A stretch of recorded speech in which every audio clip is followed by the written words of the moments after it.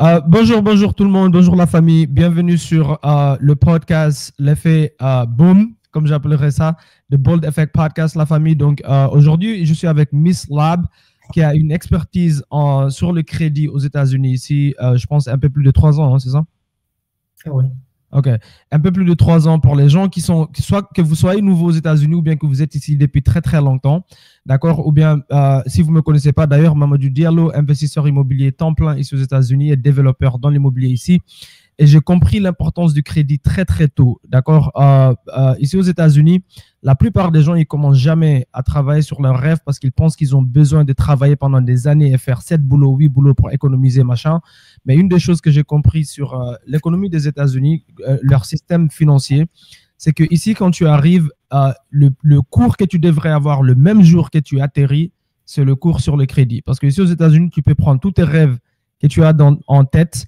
Niveau, je parle d'objectifs. Si tu veux faire l'immobilier ou bien tu veux faire ou tu veux ouvrir un petit business, machin, si tu viens ici, si tu crées un profil de crédit et tu es financièrement discipliné, tu leur montres que tu es financièrement discipliné, en règle générale, les banques vont financer tes rêves. Tu dois juste les mettre sur papier, aller à la banque, leur présenter et leur montrer que tu es une personne qui est financièrement disciplinée. Et comment est-ce qu'ils le savent? C'est par ce qu'on appelle le crédit. Et Miss Lab, elle va expliquer aujourd'hui exactement ce que c'est. Donc, je vais lui poser plusieurs questions comme si je connais rien du tout, absolument rien du tout sur le crédit. Mais c'est une chose, donc que vous soyez ici depuis très très longtemps, que vous venez d'arriver, le crédit est absolument crucial ici aux États-Unis. Avec ça, vous avez besoin de très très peu d'argent pour financer d'accord, vos projets et objectifs en business ici aux États-Unis. Miss Lab, comment va? Vous allez bien aujourd'hui? En tout cas, ça va. Ok. Je vais te laisser te présenter un peu sur l'audience. Dis-nous un peu, présente-toi un peu rapidement et explique comment est-ce que tu es devenue experte en crédit et en réparation de crédit.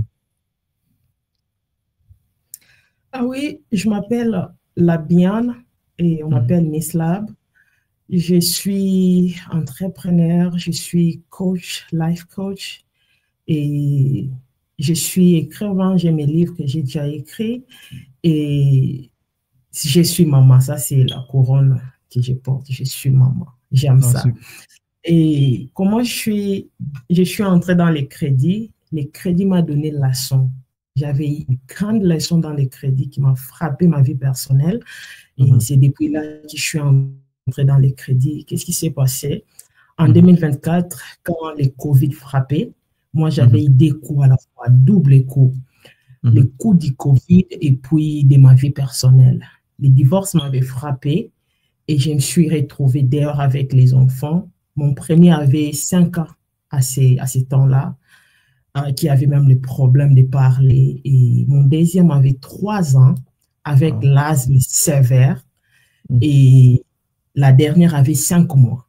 Alors, je me suis retrouvée dehors quand tout le monde fermait leur maison pour avoir peur de la peur du Covid. Mais moi, j'étais dehors avec les enfants. Je ne savais pas où aller. Je n'avais pas l'appartement. Personne ne pouvait me donner même l'appartement d'une seule chambre. Ce n'est pas parce que je n'avais pas l'argent. À ce temps-là, j'avais déjà mon business bien établi. J'avais l'argent, mais personne ne pouvait me donner l'appartement d'une seule chambre à cause de mon crédit. Bad credit. Les hôtels à ce temps-là étaient fermés. Ils n'étaient même pas les clients. Moi, je me suis retrouvée dehors, dormir avec les enfants. J'ai fait les homeless pendant 13 jours avec les enfants dehors. Mon enfant avec l'asthme, c'était dangereux pour le Covid. Très dangereux. Très dangereux. Le bébé avait 5 mois. Très dangereux. Et jusqu'à ce que Dieu a fait grâce, j'ai trouvé quelque part pour aller avec les enfants. Mais j'avais appris ma leçon. Je me suis dit, que faire avec l'argent que j'ai? Si on ne peut pas me donner même l'appartement d'une seule chambre, de garder les enfants à cause de mon crédit. Alors, c'est par là que j'ai ouvert mes yeux, commencé à chercher, mais qu'est-ce que les crédits encore? Tu sais, c'était après combien de temps en Amérique? 7 ans. 7 ans? 7 ans. Je ne savais pas qu'est-ce que les crédits. C'est après là, maintenant, j'ai commencé à chercher qu'est-ce que les crédits, comment ça marche, parce que j'étais vraiment frappée. C'est un peu ça mon histoire derrière les crédits. Ça, c'est incroyable. Et tu sais quoi, je ne suis pas surpris parce que j'ai rencontré dernièrement avec tous les événements immobiliers que je fais, j'ai rencontré nos confrères ou bien des sœurs à nous qui sont ici depuis 10 ans, 15 ans et ils connaissent absolument rien du crédit et ils n'ont pas le profil. Et comme tu viens de dire aux États-Unis ici, euh, avoir un bon crédit, la famille, est beaucoup plus important que d'avoir 1 million de dollars dans votre compte bancaire. Le cash, ils s'en fichent. Vous pouvez aller à la banque aujourd'hui, vous avez 1 million de dollars, ou bien aller prendre un appartement et vous leur montrez que vous avez 1 million de dollars. Ils vont dire oui, ça, tout ça c'est bien. Il est où ton profil de crédit? Et c'est quelque chose de tellement simple à créer en ligne. C'est juste qu'un profil de crédit aux États-Unis leur montre quoi? Une historique, que tu es une personne qui paye tes choses à temps, qui paye ta voiture à temps, qui paye tes dettes à temps, qui paye ton loyer à temps. Et si tu n'as pas ça, même dans l'immobilier, pour nous, c'est pareil. Et franchement, ton histoire, je viens de revenir de New York, là. Il y a des milliers et des milliers de personnes qui ont ce problème-là. Ils n'arrivent pas à trouver des appartements. Pourquoi? Simple fait qu'ils n'ont pas un crédit. Donc, et toi, tu es retrouvé dans la rue en plein Covid, la famille, ça peut vous arriver juste parce que vous n'avez pas le crédit aux États-Unis. C'est à ce point-là que c'est important. Et c'est quelque chose qu'ils ne vous apprennent pas à l'école. Je vous dis bien. Vous pouvez aller prendre 100 000 dollars, prendre une dette, aller à l'école, vous n'allez pas la prendre. OK? Incroyable, incroyable ton histoire, incroyable. Et après ce choc-là, donc tu t'es décidé de t'intéresser à fond, et étudier. Comment tu as fait pour étudier, du coup, pour l'apprendre? Pardon, je n'ai pas bien compris la question. Comment tu as fait pour l'apprendre après le choc qui t'est arrivé avec ton histoire? Après ces temps-là, je me suis dit, bon, crédit ou rien. Ah bon, ça se passe comme ça? Donc, l'argent, les cash n'a pas d'importance. Ouais. Ah, moi là, je vais travailler sur mon crédit. Excellent crédit ou rien. J'ai fouillé, j'ai eu des formations, vous pouvez voir derrière moi, j'ai plein de... Je me suis dit à ce temps-là, non, si c'est seulement quelque chose qu'on doit apprendre qui peut m'empêcher d'avancer, pourquoi ne pas aller apprendre? Pourquoi ne pas aller apprendre? C'est par là que j'ai commencé à apprendre depuis 2020. Jusqu'à aujourd'hui, je suis là, je suis à l'intérieur. Magnifique, magnifique. Moi, la première fois que j'ai appris pour le crédit, c'est quand j'ai commencé mon business dans l'immobilier. Je pensais qu'il faut que je galère, avoir 100 000 dollars, acheter une maison lapidée, la renouveler, la mettre sur le marché. Et j'ai appris très vite que si j'ai un crédit, eh ben, quelqu'un peut me financer, que ce soit la banque ou autre, 90% de ce que j'ai besoin pour investir dans la maison. Que ce soit une maison pour y vivre, la maison pour y vivre, c'est 100%. Mais la maison pour investir, si je veux que ce soit un investissement, peut-être dans les 90%. Et ça m'a choqué. Et c'est quelque chose qu'on n'apprend pas à l'école. D'accord? Et du coup, dis-moi, comme beaucoup de gens qui nous écoutent, soit ils viennent d'arriver aux États-Unis, ou bien même s'ils sont ici, comme tu dis, depuis très, très longtemps, ils connaissent absolument rien du tout. Si tu expliquais qu'est-ce que c'est que le crédit à une personne, je sais pas moi, un enfant de 10 ans, comment tu expliquerais ça pour que quelqu'un comprenne même ce que c'est même? Quand tu dis crédit, ça veut dire quoi? Je vais vraiment faire l'effort d'expliquer comme un enfant. Parce que ces sujets ici arrêtent plusieurs personnes d'avancer. Plusieurs. Et il y a aussi des confusions quand on parle de crédit. D'autres personnes pensent qu'on parle d'aller prendre les dettes. Comme vous voyez un peu la différence là, crédit-dette. D'autres personnes comprennent ça comme ça. Mais ici, on parle des score credit. Your score de crédit. Credit score, amen. C'est ça qu'on est en train de parler ici. Alors, si au moins j'avais quelqu'un devant moi, un enfant de 10 ans, je vais lui expliquer comme ça. Crédit signifie, comme à l'école, hein, comme les notes de l'école. Tu es à l'école, tu joues avec tes amis et tu demandes à ton ami un jouet, ok? Ton ami te donne les jouets. Tu promets, je vais les retourner peut-être demain, en bon état, ok? Maintenant, ton ami te donne les jouets. Tu amènes à la maison et demain, tu retournes comme tu avais promis. Tu retournes à ton ami les jouets en bon état. OK? J'aime trop ça. passe ici. Un autre ami à côté, il regarde, il dit, OK, celui-là est ponctuel. Il avait emprunté et il a retourné, comme il avait promis. Donc, moi aussi, si je donne, donc j'ai confiance, il va aussi vous voyez, les redonner. C'est comme ça les crédits. Maintenant, là, on a parlé du côté joué. Mais maintenant, dans les crédits, il y a maintenant les bureaux qui prennent soin de ça, connaître, savoir est-ce que tu retournes, tu donnes, quand tu promets, tu viens payer ou bien pas. C'est là où nous avons 3 bureaux, l'Esperian, TransUnion et Equifax. C'est eux maintenant qui prennent soin de ça, de savoir ton profil. Comment toi, est-ce que les promesses, est-ce que tu gardes des promesses? Ouais.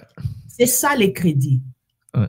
Prendre la dette et payer à temps comme tu avais promis. C'est ça. C'est simple que ça. C'est trop bien expliqué. Tu n'aurais pas pu mieux expliquer. Parce que littéralement, tu as absolument raison. La plupart des Africains qui évitent le crédit, c'est parce qu'ils pensent, oh, mais ça veut dire je vais aller prendre des dettes. Moi, j'aime pas les dettes. J'ai peur. La famille, exactement comme elle a expliqué. Imaginez-vous, vous vivez en Afrique et quelqu'un vient vous emprunter de l'argent. La manière logique de savoir si la personne est crédible, bien sûr, c'est de demander aux alentours à quelqu'un que la personne a déjà emprunté de l'argent si cette personne est une personne qui redonne l'argent quand ils empruntent ou bien qui redonne, comme tu dis, la voiture ou le jeu, peu importe. C'est la même chose ici. Tu as absolument raison. Ils veulent savoir que tu es une personne honnête, que si tu empruntes quelque chose, tu rends. Et c'est tout ce que ça leur montre, en fait, que tu es une personne aussi financièrement disciplinée. Ça veut dire que si tu viens à la banque, tu dis, hey, monsieur ou madame la banque, je vais investir dans l'immobilier, tu ne vas pas prendre l'argent, aller acheter une ceinture Louis Vuitton, un sac Gucci ou machin. Donc, ils veulent savoir que tu es une personne qui est financièrement disciplinée, que si tu gagnes $1000 par mois, tu ne dépenses pas $2500 comme 99,9% des gens.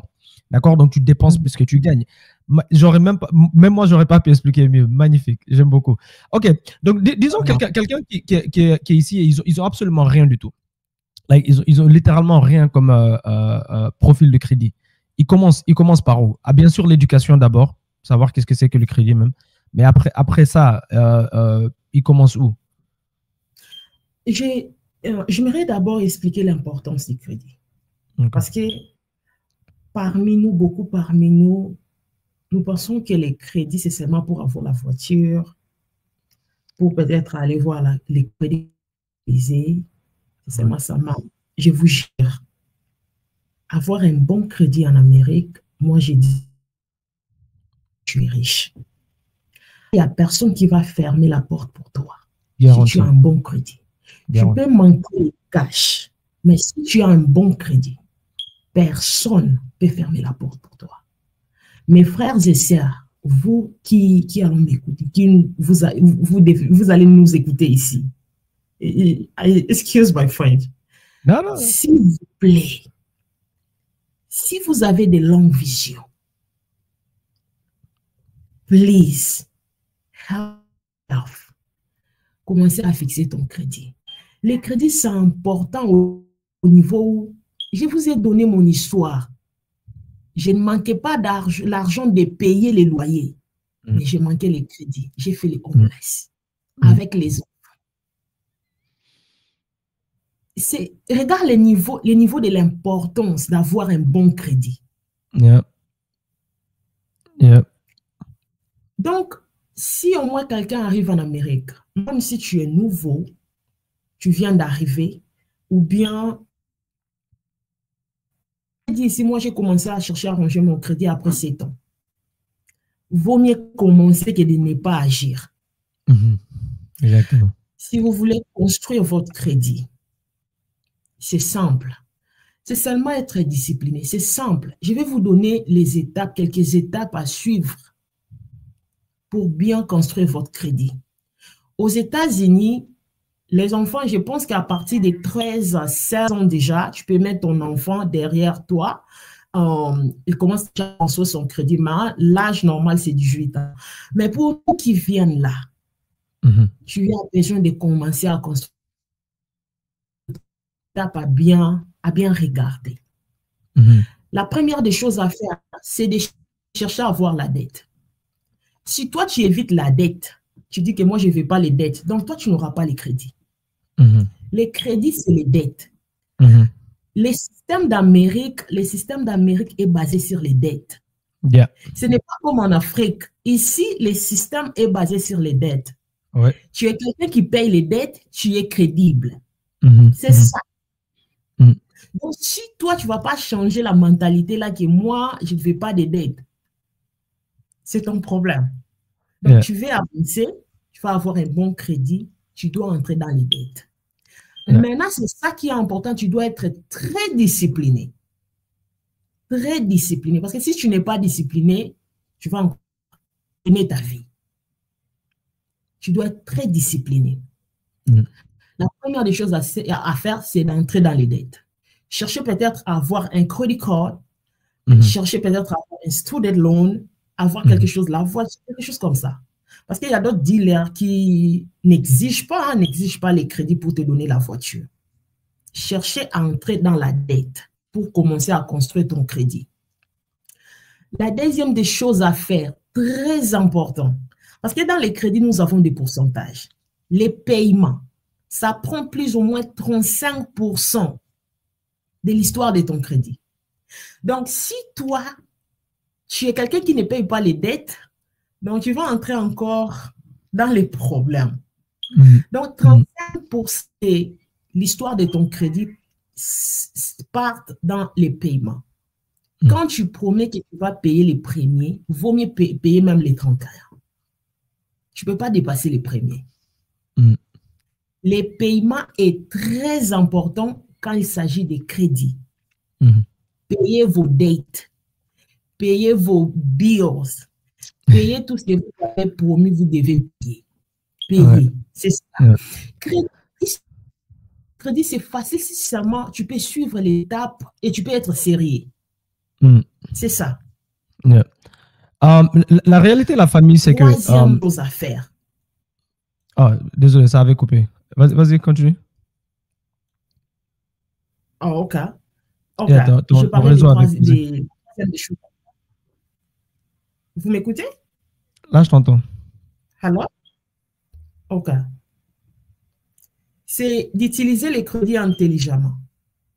Tu dois être trop discipliné quand il s'agit des dettes en Amérique.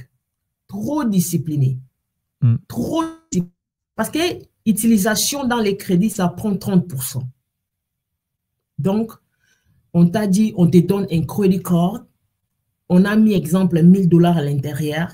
Toi, ta limite, c'est 30%. Tu ne peux pas dépasser 30%, même pas 31%. Tu vois la discipline là, c'est ça les crédits. Tu regardes comme ça, tu dis, j'ai vraiment besoin d'acheter cette chose, mais j'ai déjà dépensé, je ne peux pas dépasser 30%. C'est ça. Donne un exemple en chiffres. Pardon? Donne un exemple de ça en chiffres. Donc, par exemple, quelqu'un reçoit, je ne sais pas moi, une carte de crédit ou bien une dette de $1000, par exemple. C'est ça que je suis en train de dire. Si on te donne une carte de crédit de $1000, partons seulement de $1000, tu ne peux pas utiliser $301. Non. Tu dois rester dans les 300. Moi, de préférence, même 200. Parce que je ne veux pas risquer. Tu dois rester dans les like 300, 299. Ne dépassez pas $300. C'est ça. L'utilisation prend plus ou moins 30% de ton credit score. La quatrième des choses, c'est avoir une histoire longue. L'histoire. Donc, quand il s'agit de l'histoire ici, qu'est-ce qu'on est en train de dire? Quand tu ouvres un compte avec ton credit card en décembre 2021, plus ou moins, tu dois les protéger pour une longue durée de temps. Tu ne peux pas avoir un credit card aujourd'hui, tu dis non, je suis fatigué de cette compagnie, je vais fermer comme ça, je vais les appeler. Est-ce que you guys, can you please close my account? Non, tu vas abîmer ton crédit. C'est par là que les crédenciers voient que celui-ci n'est pas sérieux. Donc, tu dois, you have to keep your account for a long time. Le fait que ton compte prend beaucoup de temps, ton crédit aussi augmente. Ça prend plus ou moins 15%. 15% dans ton credit score. Cinquième des choses à faire, avoir les différentes comptes. N'allez pas seulement chercher 10 credit cards. Non. Tu dois avoir peut-être des credit cards, je ne sais pas les nombres, ça dépend de toi, ça dépend de ta discipline, surtout ça. Credit card, student loan, la voiture, la maison peut-être loan quelque part, les choses comme ça, mélange. La variété là, c'est ça qui fait un bon crédit. Ça prend plus ou moins 10%. Tu ne veux pas avoir seulement un account, seulement credit card. Non, tu dois mélanger les choses. Parce que quand les crédenciers vont venir voir ton crédit, ils vont dire non, la personne ici, s'il est discipliné avec les credit cards, il est aussi discipliné avec les loans, il est aussi discipliné avec sa voiture, il est aussi discipliné avec ça. Donc, ça te va déjà. La sixième des choses à faire, c'est d'éviter à demander des crédits dans les short time. Like, les mois ici, tu fais l'application. Après quelques semaines, tu fais l'autre application. Après quelques semaines, non. Les crédenciers vont dire, oh non, la personne ici a besoin d'argent. T'es désespéré, ouais. T'es désespéré. Si t'es désespéré. Ou avoir l'argent. Il peut déjà faire dans un mois 3-4 applications. Ça va abîmer ton crédit. La banque n'aime pas financer quelqu'un qui est désespéré. Et ça, c'est dans n'importe quel business. Quand tu vas emprunter 1 million à la banque, tu as intérêt à venir comme si tu as déjà 2 millions. Je parle de la confiance que tu as et l'historique que tu as, comme si tu as déjà 10 millions dans ton compte bancaire. S'ils sniffent, ils sentent comme un chien sent la nourriture. Là. Et tu es désespéré. Et comment est-ce qu'ils le savent? Parce que tu es parti déjà sur 10 banques en une semaine. Tu as essayé d'emprunter 5 000 ici, ils ont dit non, tu es parti là-bas, ils ont dit non, tu es parti là-bas. Et ils regardent tout ça, ils vont, oh, celui-là est désespéré. Si on le donne, c'est garanti qu'il rentre en Afrique avec l'argent. Ça reste dans ton histoire. Tu étais allé dans le Chase Bank, tu étais allé dans le Wells Fargo. Ça reste dans ton histoire. Ça reste. Donc, tu ne peux pas faire ça. Si tu veux construire ton crédit, tu dois éviter. Les 6 points ici, tu dois faire l'attention avec. C'est ça comment construire un crédit en Amérique. Facile. Trop facile. Et une des choses qu'il faut savoir, la famille, c'est comme si je me réveillais aujourd'hui, j'ai dit, tu sais quoi, je vais devenir footballeur, mais j'aime pas trop les règles. J'aime pas les règles du fait que je dois me réveiller, aller m'entraîner. J'aime pas les règles que je dois manger d'une manière disciplinée. J'aime pas les règles que je dois me dédier à vie pour devenir Cristiano Ronaldo. Je vais changer les règles. Tu peux pas changer les règles du foot. Tu regardes les règles et tu regardes quelles sont les meilleures positions où je peux me mettre pour gagner le jeu. C'est la même chose système financier aux États-Unis. Vous allez pas changer leur système financier. Donc, venir ici déjà dire que j'aime pas les dettes, c'est bien si tu es en Afrique. Mais le problème, même en Afrique aussi, c'est que soit tu as beaucoup, soit tu n'as rien du tout. Il n'y a pas un milieu, la plupart des pays. Ici aux États-Unis, la manière dont ils ont créé ce qu'on appelle des middle class, les gens du milieu, comme on appelle ça, ça veut dire qu'une personne normale peut se réveiller et aller commencer un business pour nourrir sa famille sans avoir besoin d'argent. Tout ce que tu as besoin, c'est l'idée dans la tête. Si tu le mets sur papier, ils vont le financer. Ou bien tu veux acheter une maison qui vaut 500 000 $ ou 1 million alors que tu n'es pas un millionnaire. Eh bien, tu peux le faire à cause de leur système financier. Donc, c'est ce système de crédit qui permet cela. D'accord? On n'a pas ça en Afrique. Donc, ici, c'est pas la personne tu as la personne qui a beaucoup, la personne du milieu et maintenant la personne en dessous qui, moi, j'ai rien du tout, je suis SDF ou machin. OK? Ça, c'est la première des choses. Donc, à part si tu as un oncle ou bien ton père, c'est un ministre quand tu arrives ici ou bien ta maman, eh ben, tu es obligé de passer par les banques pour la plupart des choses. Sinon, tu vas faire 7, 8, 9 boulots toute ta vie et tu ne vas jamais t'en sortir ici aux États-Unis. Tu vas vraiment que survivre. Donc, première des choses, c'est ça qu'il faut savoir aux États-Unis. C'est le jeu, c'est le règlement du jeu. Soit tu joues le jeu, soit tu ne le joues pas. Ils veulent juste que tu joues le jeu. Deuxième des choses, il faut savoir qu'aux États-Unis, tu n'as pas de vie privée. Tout est public. Donc, quand elle dit que la banque, ils savent voir tout ton comportement, c'est la même dans tout domaine. Ici aux États-Unis, tu n'as pas de vie privée. Si tu remplis un formulaire pour ouvrir un compte bancaire, la minute d'après, ils vendent ces données-là à une autre compagnie. Et c'est ces compagnies-là qui mettent toutes tes données en ligne, les données de ton cousin, ta femme, tes enfants en ligne. Donc, quand tu vas à la banque, tu appelles une banque et tu leur demandes quelque chose, ils n'ont même pas besoin de toi. Ils vont te demander, OK, c'est quoi ton numéro national? On appelle ça Social Security here. Ils vont aller en ligne, ils vont voir toute ta vie. Il faut savoir ça. Dès que vous rentrez ici et que vous avez un numéro social, vous êtes dans le système. Maintenant, c'est soit vous utilisez le système pour accomplir vos objectifs qui vous ont ramené ici. La plupart d'entre nous, c'est la liberté financière. D'accord?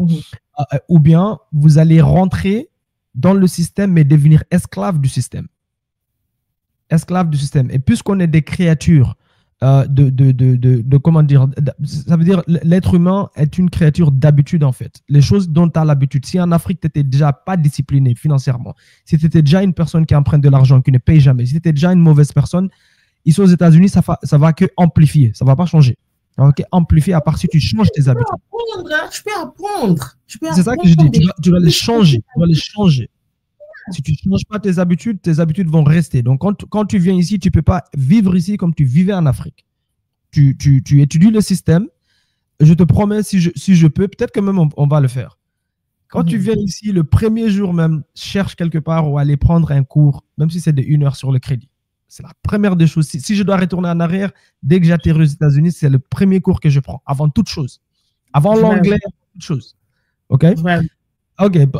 Mais dis-moi maintenant, Mrs. Labs, c'est quoi, quels sont les facteurs qui déterminent un bon crédit ou bien un mauvais crédit? Parce que quand tu dis le score, c'est comme si je te donnais une note, non? 1 sur 10, 2 sur 10, 20 sur 20, machin. C'est ça, hein?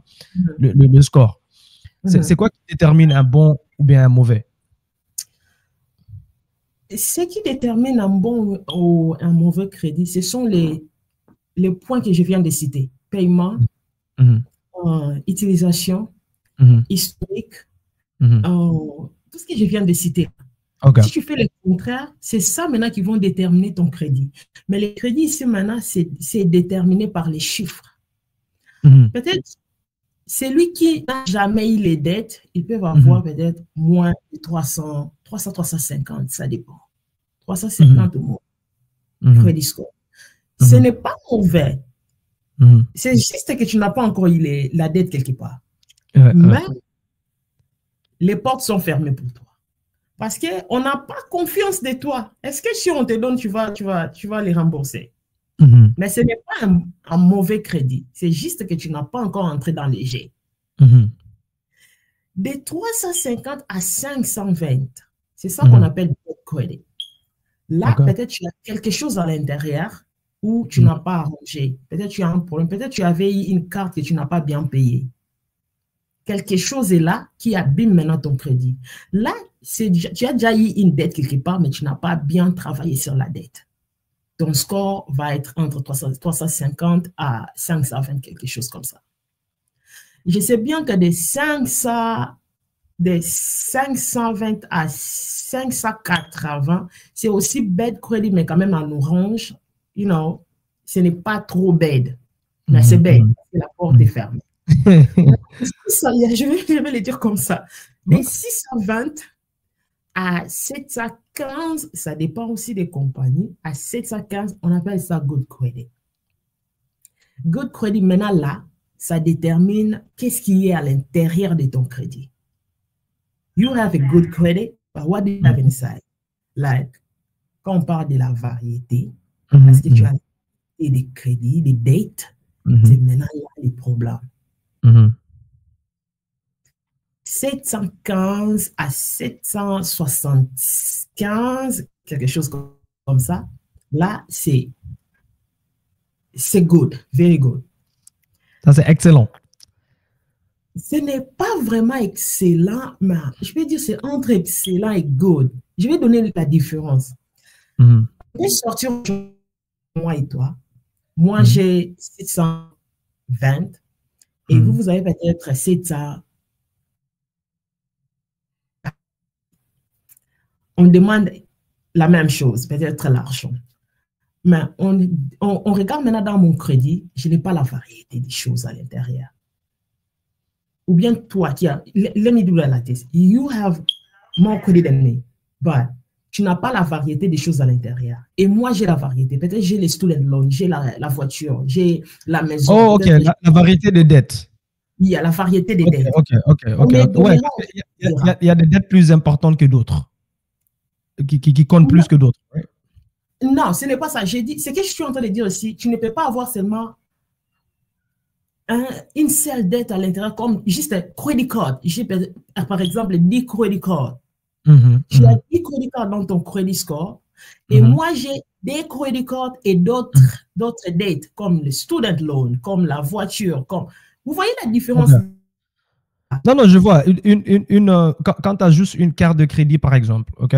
On peut retourner sur le point de crédit card parce que je vais juste créer une image mentale pour les gens.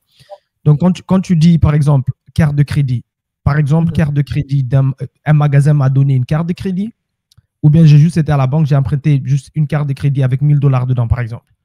D'accord? Et à côté, je vais acheter une voiture. Donc, je prends une dette pour acheter une voiture. Donc, maintenant, j'ai une carte de crédit normale, j'ai juste $1000, c'est tout. Mais ici, ma dette ici, disons, de 10 000, mais c'est lié à une voiture que je paye tous les mois. C'est ça? Que tu veux dire? C'est ça qu'on appelle la variété. Tu dois avoir la variété des dettes dans ton crédit score. Tu as peut-être la carte de crédit, tu as les loans, tu as les student loans, tu as peut-être... C'est comme ça, c'est ce que je suis en train de dire. Tu ne peux pas avoir seulement credit card dans ton crédit score. Tu dois faire la différence. Il faut varier. OK, il faut varier. OK, quand elle dit, la famille, quand elle dit student loan, elle veut dire les dettes pour être étudiant, pour aller à l'école, pour étudier, right? OK. By the way, la famille, n'oubliez pas, nous, on vit aux États-Unis ici, donc on va mixer français et anglais. Il ne faut pas mettre des commentaires, ouais, le mot ne se prononce pas comme ci, comme ça, on s'en fout. Je ne cherche pas à devenir Macron, je m'en fous du français. On est ici pour vous éduquer, d'accord? On appelle un chat un chat, un chien un chien. Français aussi, hein? Oh my God, on m'a renvoyé au travail à cause d'anglais. Moi, j'avais mon français et c'est grave. L'Amérique, il faut connaître léger. Léger, c'est l'anglais, ce n'est pas le français. Tu vas faire quoi avec le français ici? Tu dois rien faire avec. Même dans le monde, la vérité, même dans le monde entier, quand tu commences à voyager dans le monde, tu te rends vite compte que si tu ne parles pas anglais, le français, tu peux le parquer de côté. L'anglais qui domine le monde jusque-là, en ce moment en tout cas, c'est l'anglais. Ça va peut-être changer dans les prochains 100 ans, on verra. Anyway, continue sur... Moi, j'ai compris la vie, hein. Si tu arrives quelque chose, en Afrique, on dit, tu vas danser dans les rythmes du pays. Donc, si tu arrives quelque chose, il faut choisir, il faut chercher à savoir quelle est la danse qu'on danse ici. C'est ça le secret dans la vie. Moi, je suis venu du Congo, exemple, et du Gabon, peut-être, j'arrive ici en Amérique. Je vais commencer à danser avec les pas du Congo. Non, ça ne va pas marcher. Ça va marcher ici. C'est comme on danse en Amérique. En Amérique, on danse avec l'anglais. Je dois faire de mon mieux pour savoir l'anglais. Tu cherches à faire ton business. Tu sais, à parler, à répondre au téléphone. Si tu n'as pas l'anglais, qu'est-ce que tu vas faire? Tu sais, un des problèmes qu'on a, nous les Africains noirs, et en général, et j'inclus les Africains américains dedans, mais disons juste les Africains qui viennent ici en tant qu'immigrés. Congo, moi par exemple, Guinée, Côte d'Ivoire, tout ça, right? Quand on arrive ici, souvent, on ne se mélange pas. On veut rester entre nous. Donc, j'arrive en tant que Guinéen, je vais dans les quartiers à New York où il y a plus de Guinéens, je reste là-bas, je traîne avec des Guinéens, et je conduis Uber ou machin, parce que les gens là-bas, tout ce que je trouve ma communauté en train de faire, c'est ce que je fais. Je mange guinéen, je bois guinéen, je traîne avec des Guinéens. Le problème avec ça, c'est que... le problème avec ça, la famille, c'est que les autres communautés peuvent se le permettre parce que les gens de leur communauté qui sont arrivés, que ce soit indiens, asiatiques, arabes ou autres, leurs ancêtres, comme je dirais, ou bien leurs anciens qui sont arrivés ici depuis très très longtemps, ils se sont intégrés et ils ont créé une richesse économique, une puissance économique. Quand je dis une puissance économique, ça veut dire que si je suis indien et j'arrive ici aux États-Unis, les ressortissants de mon pays peuvent me donner du travail. Ça, c'est la première des choses, c'est qui est le plus important. Deuxième des choses, ils peuvent me sponsoriser pour aller étudier à l'école. Troisième des choses, ils peuvent me donner un logement parce qu'ils ont des immeubles d'immobilier qui les appartiennent. Donc, ils ont une infrastructure économique qui leur donne une puissance que s'ils arrivent ici, ils peuvent se permettre, avec respect, les Américains les respectent, ne pas parler anglais pendant 30 ans. Pourquoi? Parce qu'ils n'ont pas besoin d'aller mendier chez les Américains. Nous, malheureusement, les gens qui sont arrivés il y a 30 ans, 40 ans, 50 ans, 70 ans, ils ont dit, ils vont rentrer, ils vont rien faire ici, ils vont mettre tout l'argent en Afrique. Le souci, c'est qu'ils sont restés ici, ils ne sont pas rentrés. Pourquoi? parce que la qualité de la vie est différente. Je ne dis pas que c'est bon ou bien c'est mauvais, mais ils ne sont pas rentrés. Deuxième des choses, peut-être qu'ils ne connaissaient pas mieux. Ça veut dire que nous, on recommence tout à zéro. À zéro. Ça veut dire qu'on ne peut pas se permettre de venir ici et de ne pas parler anglais parce que notre communauté ne peut pas nous donner ce qu'on a besoin. Pour réussir dans ce pays, on est obligé d'aller apprendre avec les gens du pays. Et maintenant, si on est quelqu'un qui aime, bien sûr, nos ressortissants, on ramène le savoir, comme je fais dans l'immobilier, par exemple. Mais si je ne parlais pas anglais, je suis venu ici, ça m'a sauvé 5 ans. Je suis arrivé avec mon anglais aux États-Unis.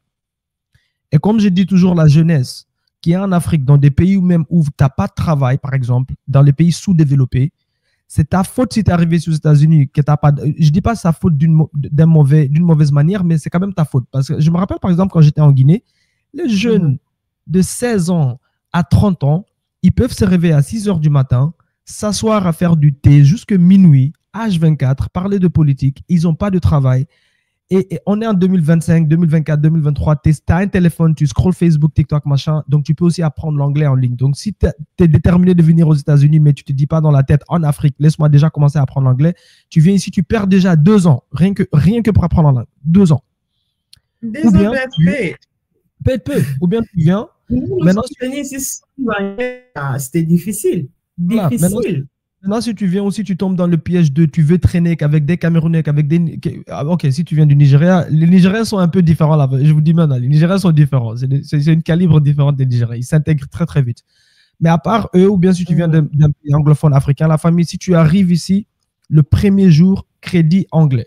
Tu ne peux pas te permettre de vivre dans ces pays sans parler anglais ou bien de traîner qu'avec des ressortissants qui viennent de chez toi parce qu'ils n'ont pas les ressources dont tu as besoin pour réussir dans ces pays. Je vous promets. Anyway. On va continuer avec le sujet. Donc, autre chose aussi, quels sont les pièges, d'accord, à éviter couramment? Parce que je sais que aussi aux États-Unis, une des choses que l'audience doit savoir, c'est que les États-Unis, malgré toute la richesse qui existe, c'est un pays qui a vraiment été créé pour des entrepreneurs. Ce pays, c'est pas pour les travailleurs. Si tu es un travailleur ici, tu vas mourir esclave. Yeah. Mais aussi, les États-Unis, c'est le pays où, dans le monde entier, statistiquement, les Américains sont les plus non disciplinés financièrement. Plus de 90% des ressortissants américains qui vivent ici n'ont pas $500 sur leur compte d'épargne, littéralement. Si demain ils ont une urgence, ils ne peuvent pas se permettre de sortir $500. Et je le sais surtout dans l'immobilier parce que tous les biens qu'on achète hors marché, la plupart du temps, c'est des gens qui n'ont pas payé leurs dettes avec la banque et la banque cherche à saisir la maison. Donc, tu trouves des maisons qui vaut $500 000 et la personne te dit, oui, je n'ai pas payé la banque 2 mois, c'est $2 000, mais ils n'ont pas où sortir cet argent. Vous savez pourquoi?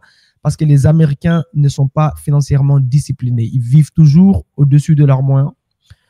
Ils achètent toujours des bêtises qu'ils n'ont pas besoin, chaussures, ceintures, voitures, d'accord? C'est des choses qu'on appelle des liabilities. Je ne sais même pas comment on dit ça en français. Liabilities, ce sont des choses qui tombent en valeur, pas qui augmentent en valeur. Si tu achètes une maison, ça augmente en valeur. On appelle ça un asset. Si tu vas acheter la ceinture Gucci, la ceinture Louis Vuitton, machin, blablabla, c'est liability, d'accord? Donc, les États-Unis, la plupart des gens, c'est la vie réelle pour même les gens qui vivent ici, c'est que le 15 du mois, ils survivent. Tout le monde a 7 boulots, 8 boulots, machin, ok? Et les pièges, c'est ça. J'aimerais savoir quels sont les pièges à éviter parce que dans tous les magasins que tu rentres, on t'offre un crédit ou bien une carte de crédit, tous les supermarchés, machin. Donc, quels sont les pièges à éviter dès le début? Avant de commencer à rentrer dans cette chaîne d'esclaves où maintenant tu as pris plein de crédits chez Zara, chez Louis Vuitton, machin, et maintenant tu n'arrives plus à payer parce que tu pensais qu'ils te donnent la carte, c'est gratuit, alors que c'est une dette. Yeah. Quels sont les pièges à éviter, dis-moi? En tout cas, si je peux parler de ça, ça sera seulement un seul point. D'éviter à faire des applications après application. C'est à toi de décider. Si on t'offre quelque chose, dis non. Si tu sais que tu viens d'appliquer pour quelque part ou bien ne prends pas. Et les crédits là aussi peuvent te nuire si tu ne sais pas comment l'utiliser. C'est juste un jeu. Tu dois comprendre comment jouer les jeux. Comment entrer dans les jeux. Ce que tu peux éviter, comme faire des applications après application, demande de crédit après demande de crédit. C'est la seule chose que tu peux éviter pour ne pas entrer dans les pièges. La deuxième des choses à faire, c'est de ne pas manquer les paiements. Là, c'est du coup, donc si tu manques les paiements, toi-même, tu vas ruiner ta vie. Ne manque pas. Si au moins tu as dépassé 2-3 jours, en tout cas, tu as l'obligation d'appeler ton créancier, de lui dire, en tout cas, désolé, je dois payer rapidement. Les paiements et de ne pas faire les applications après application, demande après demande. Sois discipliné. Discipliné. Le mot-clé, la famille. Prenez une feuille blanche, écrivez ça en lettres, en grandes lettres, en lettres capitales, on dit c'est ça. Et regardez ça tous les jours. Si vous êtes discipliné aux États-Unis, dans toute chose d'ailleurs, sincèrement, c'est très, très simple de réussir ici, si on ne rentre pas dans les pièges dès le début. Maintenant, avec ça, dis-moi, est-ce que tu as un exemple d'une personne concrète que tu as peut-être pris de, je sais pas moi, de 500 credit score et les aider à arriver à 700 ou bien 600, peu importe. Est-ce que tu peux un peu expliquer, si tu as une personne comme ça, un exemple de ce qu'ils avaient, comment est-ce que tu les as aidés à augmenter ça? En tout cas, ça me fait tellement plaisir de me poser cette question. J'ai une femme, je l'ai trouvée dans une situation très compliquée. C'était l'année passée derrière. J'ai un peu aidé beaucoup de gens, mais la dame là, je l'ai trouvée dans une situation très compliquée, plus que moi d'ailleurs. La dame venait aussi de divorcer avec les enfants. Elle ne connaît pas l'anglais. Elle n'a pas la voiture. Elle n'a rien du tout. Elle habite avec une autre personne. Maintenant, la personne là qui l'a accueillie à la maison, c'était un homme, malheureusement. Il commence à la draguer. Nous, les Africains. Maintenant, la dame dit, mais moi, j'ai les enfants. Mais comme elle n'avait rien, elle n'a rien. C'est le monsieur qui l'amène au travail. Elle n'a pas de voiture. Elle n'a rien d'argent. Qu'est-ce qu'elle devait faire? Elle devait accepter. Elle dépend de lui. Ouais. Le monsieur maintenant commence à abuser d'elle parce qu'elle est dans l'état de faiblesse. Qu'est-ce qui se passe? Elle cherche même à prendre la voiture. Qui va la donner? Son crédit est bête. Son crédit est bête, pourquoi? Parce qu'elle n'avait pas payé les dettes. Les dettes comme les emergencies, tu pars dans les emergencies inutilement. Ou à l'hôpital. Ta fièvre est partie. Toi, tu as dit non, je suis en Amérique, je dois aller court, je dois appeler l'ambulance. Et elle avait plusieurs bills de l'hôpital. Et comme elle n'avait pas aussi la conscience, elle était ignorante, elle ne savait pas ce qui se passe dans son crédit. Elle avait plus de 10 collections. Dans des billes de $100, les billes les plus chères que j'avais trouvées là-bas, c'était $721. Est-ce que vous pouvez voir comment une personne a détruit sa vie à cause de l'ignorance?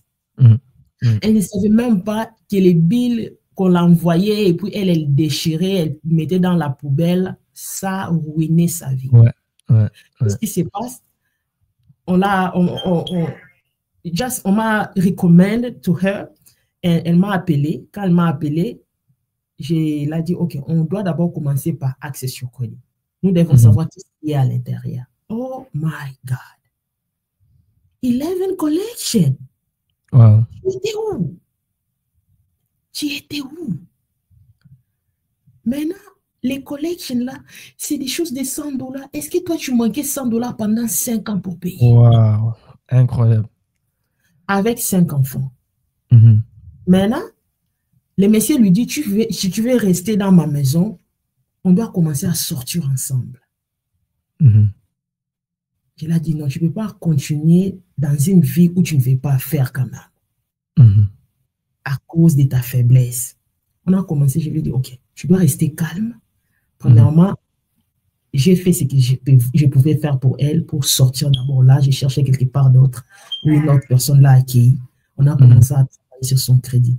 J'ai même écrit ça dans mon livre. Incroyable. Son histoire. Incroyable. D'ailleurs, on va mettre pour commander ton livre, tu as des liens, j'espère, on va les mettre sur les... Oui, c'est en forme d'e-book, mais ça va aider, ça va vraiment aider. Super, ok. Et la dame, j'ai trouvé son crédit à 540. Après 6 ans en Amérique, en 540, on a commencé à travailler. J'ai pris mon temps d'appeler les collections, d'appeler tout ce qui... Il y avait trop de choses, c'était désordre à l'intérieur. Ça m'a pris 6 mois. 6 mois, on a quitté de 540 à 722. Excellent. C'est par là, comme je vous dis là, elle a sa voiture, elle a sa maison mortgage, elle a aussi une petite entreprise qu'elle a commencée, je l'ai aidée quand même, et maintenant, elle vit quand même sa vie. Magnifique. Elle vit sa vie en Amérique. Magnifique. 540 à 722 dans 6 mois. On avait commencé en juillet 2024, au mois de décembre, vers fin décembre, son crédit était à 720. Wow. Donc, je peux dire que ce n'est pas tard. Il vaut mieux commencer que de ne pas prendre l'action. D'office. Et sincèrement, tu n'aurais pas pu partager une meilleure histoire. Tu n'aurais pas pu partager une meilleure histoire. Parce que la famille, nous tous, quand on est en Afrique, moi j'ai grandi dans un centre réfugié. J'ai quitté l'Afrique, j'avais 7 ans. En tout cas, la Guinée, j'avais 7 ans. J'ai perdu ma mère à 7 ans. Après, je suis allé en Côte d'Ivoire. Après, la guerre a éclaté. J'ai quitté la guerre en Côte d'Ivoire. J'avais peut-être 10 ans. Et j'ai grandi en Belgique dans un centre réfugié. Et une des choses pour arriver aux États-Unis, c'est que la plupart d'entre nous, on fait, ou bien même en Europe, on fait tout. On traverse 10 000 pays, on marche, on prend des avions, des bateaux, machin. Et souvent, on arrive ici, pour les gens, surtout les femmes, moi, c'est la peur de ma vie, ça. Heureusement qu'on avait une grande famille. On a toujours pris soin de nos petites sœurs et de nos grandes sœurs pour qu'elles, jamais de la vie, elles doivent prendre l'avion et aller dans un pays inconnu, parce que l'abus que certaines personnes traversent, et surtout les femmes, j'ai parlé avec plein de femmes africaines qui ont traversé ce genre de trucs inhumains, que ce soit un étranger, d'accord, qu'elles ont connu comme ça, ou bien même l'homme qui les a ramenés ici, qui les a mariés. D'accord, donc voyez comment si vous êtes dans un business comme Mrs. Labs, par exemple, c'est pas juste une réparation de crédit. Elle a littéralement changé une vie. Ça n'a rien à voir avec une réparation de crédit. C'est changer la vie de quelqu'un. Donc, le business en général, ça, c'est vraiment le principe de business. Dans n'importe quel business que vous êtes dans le service humain, dans le service d'être humain. Si quelqu'un rentre chez vous, même si c'est pour acheter de l'eau, la personne a soif. La personne a soif. Si quelqu'un rentre dans votre salon de coiffure, la personne a envie de se sentir bien dans sa peau. Ils ne sont pas là juste pour des cheveux. Donc là, maintenant, avec ces crédits-là, qu'elle a aidé la femme à régler son crédit, machin, elle a pu aller prendre une voiture, changer complètement sa vie, déménager d'une maison où elle est abusée totalement. C'est incroyable. Sincèrement, j'ai hâte de mettre ces livres-là comme ça. Les gens, la famille, je ne savais même pas, ça c'est imprévu, je ne savais même pas. On s'est connus en ligne via tous les contenus que je fais dans l'immobilier. Et sincèrement, je ne savais pas qu'elle écrit même des livres. Je ne savais même pas. D'accord? D'ailleurs, elle vient de m'inspirer. Là, je dois commencer à écrire les miens en français, sincèrement. Mais magnifique. J'adore cette histoire-là. J'adore cette histoire. Malheureusement, je ne peux pas écrire en français. J'ai écrit les livres sans. Non, ce n'est pas grave. Tu ne devrais pas écrire en français. Yeah, on est aux États-Unis, c'est la famille. On ne cherche pas à écrire des choses en français. Apprenez l'anglais ou bien restez pauvre. Ça, c'est votre problème, personnellement. Alors, dis-moi, quelle est la différence entre le crédit personnel et le crédit business? OK. Il y a une grande différence entre crédit personnel et crédit business. Totalement différente. On va commencer par le crédit personnel. La prochaine, la famille, gardez la mentalité boom d'ici là. N'oubliez pas d'être brave, d'être obsédé, d'être optimiste. Et bien sûr, vous devez avoir la mentalité abondante pour réussir dans la vie en général ici aux États-Unis. Et c'est pour ça que mon podcast s'appelle The Bold Effect, l'effet boom. Boom, boom, boom.